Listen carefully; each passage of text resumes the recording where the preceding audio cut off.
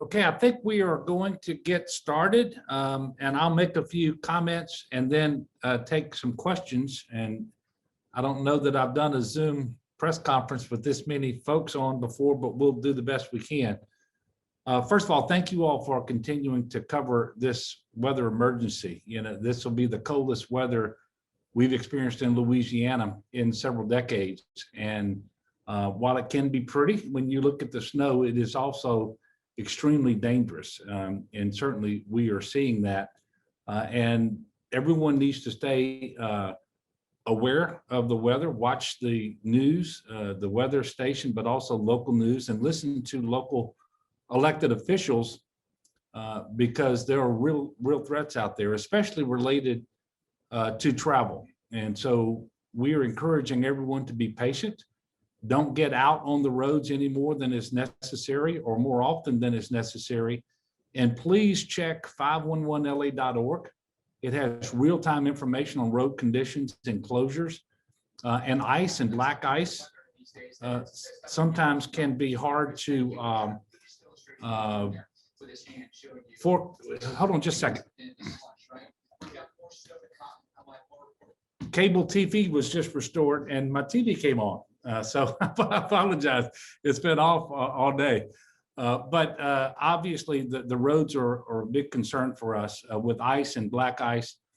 So 511la.org is incredibly important. I can tell you the state police have worked more than 150 individual motor vehicle accidents. As of the last report I got, there were a number of moderate to significant injuries, but no fatalities from those, which we can be thankful for. But individuals should be careful because if they go out and get in an accident, it's not guaranteed that you're going to have a first responder show up in a timely fashion because it takes a while to maneuver through the ice and so forth. So please don't do that. Sadly, we are reporting our very first confirmed fatality from this accident. A 50-year-old gentleman in the Karen Crow area sustained a fatal head injury when he slipped on ice. And so obviously that's very tragic. And so we're asking everyone to be very, very careful. You know, the cold temperatures be in the single digits for much of North Louisiana, in the teens as far south as here in Baton Rouge. And then of course with the wind chills will make it feel much colder than that. So there's a real danger from hypothermia. So please stay inside as much as possible. And don't get out unless it's absolutely necessary. And then we also need people to be very, very careful about generator safety. You all may remember that after the hurricanes this past year, we had many more fatalities from carbon monoxide poisoning than we did from the hurricane itself. And so generator safety is really important with the widespread power outages that we're experiencing. At present, there are more than 125,000 outages across Louisiana. And some areas have outages now for over 12 hours. And so if the homes have electricity is the only source for heat, we know that it's getting cold. And so some people will be using generators if they're available. Please make sure that you operate the generator outside and well away from your home. Make sure that it's ventilated properly and not inside, not under a window or a vent, not in a crawl space or a garage. And then be very careful when you refuel the generator as well. And I will tell you, the electric companies, all electric companies in Louisiana are asking that people conserve power tonight from basically from now till about 9 o'clock tomorrow morning. This doesn't apply to those individuals who are elderly or have special needs, but for the rest of us, please keep your temperature, the thermostat down between 65 and 68 degrees, put on an extra blanket if necessary. And the reason is there are unprecedented levels of demand being placed on the electrical grid system. And if the power generation is unable to keep up with the demand, then rolling blackouts may occur. Right now, we don't have any blackouts planned for Louisiana. That's a good thing. But if we want to make sure that they don't happen, we really need people to conserve power, primarily by setting the thermostat down to between 65 and 68 degrees, and then wash your dishes and your clothes in cold water and do things like that in order to conserve power.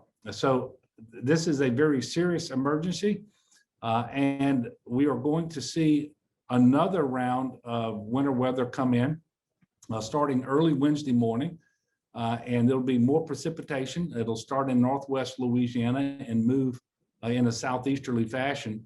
But weather, the temperatures won't be as low, but they will get back to freezing on Wednesday night and for much of Thursday as well. So we can't tell exactly when the thaw out is going to happen. And the roads may go from a period of being unsafe to safe and then unsafe again. So we need everybody to be mindful of that, be very careful. Please know that the state police is working with all of our local partners across the state. The National Guard is working as well in coordination with the Offices of Emergency Preparedness. There have been generators delivered for water systems and the like across the state as requested to deal with some of these power outages. So this remains a very serious situation, and we're asking people to be patient. And we know that tomorrow is a holiday. It is Mardi Gras, and so many businesses and all the schools were scheduled to be closed anyway. So we're asking people to stay home, stay off the road, don't go out unless it's absolutely necessary. And if you do, again, check 511la.org for road closures. Any down lines should be treated as if they're live. So please don't take it upon yourself to clear one off the roadway or to move a tree or a limb that may be leaning against a wire. That's extremely dangerous as well. So there are a lot of hazards out there that can get people, not just the weather, although the weather is going to be cold enough that it'll present problems on its own. But everybody should be very safety conscious. And I'm going to ask folks to check in on their neighbors, especially if they're elderly. Check in on your relatives. Make sure that they're warm enough and do what you can to help them, especially if you live in an area where you are experiencing power outages right now. Let's be a good neighbor. And then as it has for almost a year now, the COVID pandemic is still with us, and it complicates all of our efforts to address emergencies, including this one.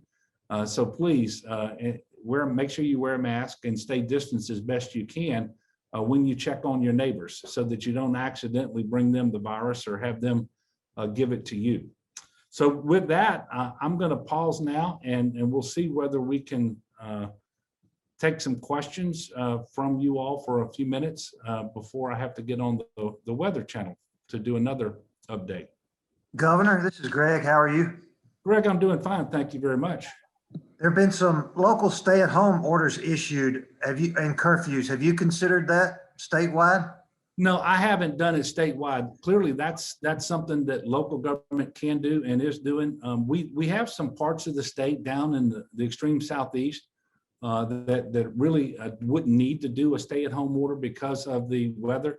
And so I really think it's something that locals should do in accordance with whatever conditions they happen to be experiencing, especially if it's accompanied by widespread power outages that may be affecting signals for roads and that sort of thing. But it's not something that I'm considering doing at present for the state.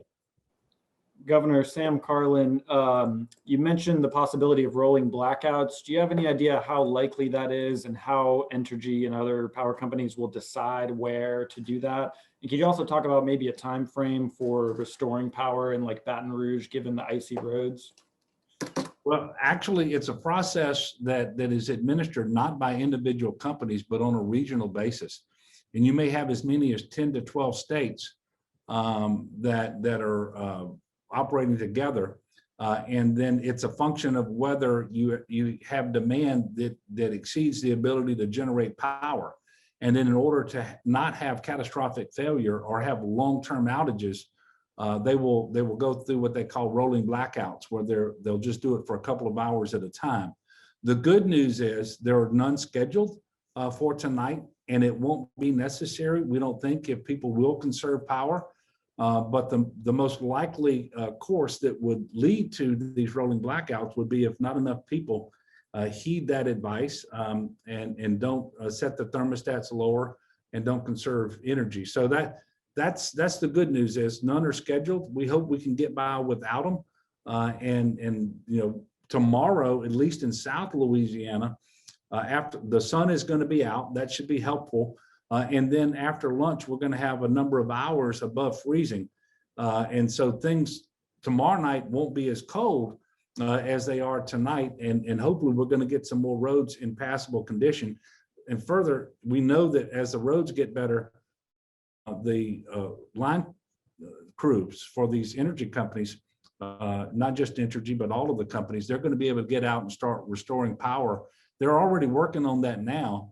But we think that tomorrow they will have a better shot at getting more of the power restored. So it's a great question, Sam. None are planned right now. We hope that they don't have to occur, which is why I'm relaying this information from our electric companies to people across the state, and hopefully you all can amplify that message as well.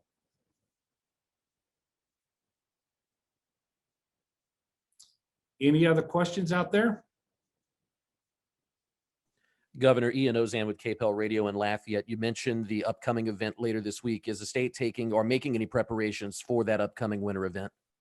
Yeah, well, we are. And in terms of just making sure we're coordinating with our emergency operations offices across the state at the parish levels. I did have a call tonight with the White House to make sure that if there was something that they could do, that we were able to talk to them and really talk to them about the rolling power outages and how that could be problematic. And of course, again, we are largely in control as to whether that has to happen. But we continue to work with the Red Cross, which is coordinating directly with parishes if they need blankets. And of course, we're encouraging parishes as necessary to set up warming centers for individuals who may need an opportunity to get warm. And so that's why it's very important that people stay in contact with their local officials so that they know where these opportunities are and when they're going to be open, should they be needed. And then, you know, by all appearances, by Friday, this winter weather event will be over. And this is not something we're accustomed to. And tonight will be the coldest temperatures, but we will have more snow and sleet and freezing rain that moves through the area starting on Wednesday, and then we'll go back and forth between temperatures that are below and above freezing. And so the conditions are going to get better and worse several times over the rest of the week, which is why we need people to be very, very cautious. And that's why we continue to work with all of our local government partners and all state agencies, by the way, for the rest of the week to make sure that we are prepared for the second event that is going to occur later this week. Hey, Governor, Jeff Palermo, Louisiana Radio Network. Sure. With the another round of winter weather coming, for some of those roads, bridges, overpasses, ramps that are closed in North Louisiana, I mean, is it possible they may be shut down the entire week here until we get to that warmer weather on Friday? What has DOTD and state police told you about that? Well, we don't know. We hope that there will be enough sunlight tomorrow and an increase in the temperatures to make those roads safe again. They are putting out several million pounds of salt and brine solution to try to make these roads and bridges and off-ramps safe. But then, you know, what we can't know is the degree to which the precipitation is going to come starting again on Wednesday. You know, it shouldn't be quite as significant as it was over the previous 24 hours, but you can't know that for sure. And it is going to fall during a time when it's going to be freezing temperatures. So we don't think that the second event is going to be as serious as this one based on the current forecast, but really until we get there, we just don't know.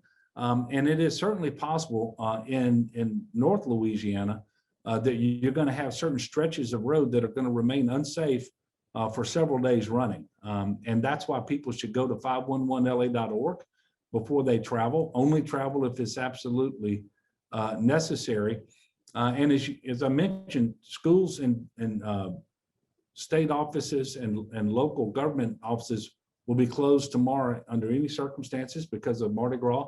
We'll be making an announcement tomorrow afternoon, right after our 1 o'clock unified command group meeting, as to what those closures will look like on Wednesday.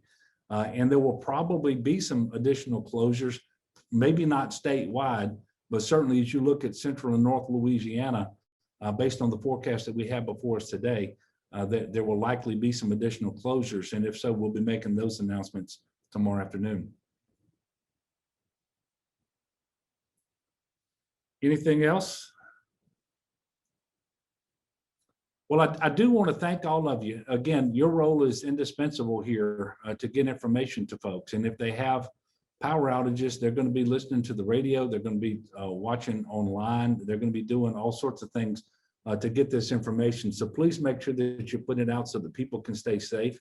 Again, we've had one confirmed fatality because of this winter storm. We certainly don't want any more. And key to that will be the information you put out, and then people being safety conscious out there, especially as it relates to carbon monoxide poisoning, a colorless, odorless gas that killed more people after the hurricane than the hurricane itself. That has the potential to happen again tonight. So please be careful out there. Let's be good neighbors to one another. Please check on your neighbors if they are elderly or if they're infirm. And let's do what we can to keep people warm, especially tonight. The temperatures will be cold later in the week, but not as cold as tonight. So thank you all. God bless. We'll let you know whether we're going to do this again tomorrow afternoon or not. But thank you all.